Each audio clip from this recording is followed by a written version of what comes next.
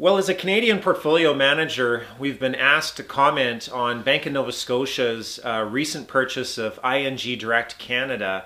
This is quite a large event for Bank of Nova Scotia. It's their largest acquisition in their 180-year history.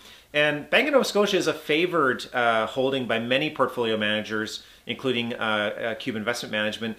They're a great Canadian bank. They have seen very solid share price growth over the last decade, around 7.5%.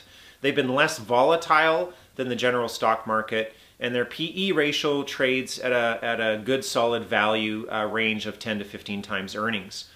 One of the things I really like about Canadian banks, and Bank of Nova Scotia in particular, is they've had very solid earnings per share growth. They've been running 8.5% earnings per share growth over the last decade.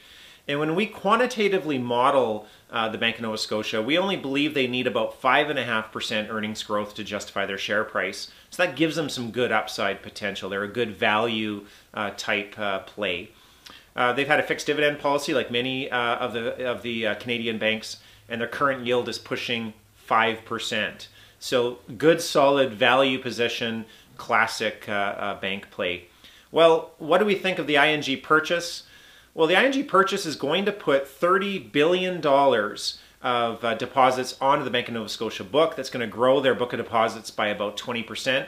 Better than that, the ING book of business is a higher margin, higher growth book of business. So they're going to grow their book by 20%, but they're going to do it with sort of a better boost from ING. ING only pays about 1.35% on their deposits when BNS pays 2.2%. So it's a higher margin book of business. Now, ING did about 117 million of revenue last year, but with the synergies contemplated, we're seeing around 190 to 215 as credible estimates of what they'll do for Bank of Nova Scotia, which will give them a 2 to 3% push in their earnings for the year to come.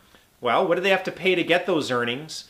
If you work through the complexities of the deal, it nets out at about $1.9 billion. Pretty big purchase.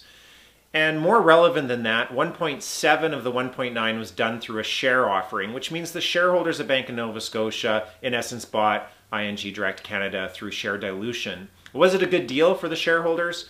Well, it really comes down to whether Bank of Nova Scotia can hang on to these anti-bank customers. They bank at ING Direct because they want to look for an alternative to traditional banks, and they do it through the online platform. BNS is going to hold on to the ING brand name for a couple of years and then try and merge it into their bank and use this as sort of a culture shifting access to the internet banking marketplace. Likely a credible business plan. What's important to know is ING Canada was sold by their parent in Holland because of an arrangement to repay financing used to get through the European banking crisis and following recession. So it's not a distressed asset. And when you look at the multiple that Bank of Nova Scotia paid to get these assets from ING Direct, it was at a very similar multiple to what Bank of Nova Scotia trades at currently. So they really are paying Bank of Nova Scotia multiples for a higher margin piece of growth. That's a good thing, and it gets our stamp of approval. I'm Ian Quigley. I'm from Qube Investment Management in Edmonton, Alberta.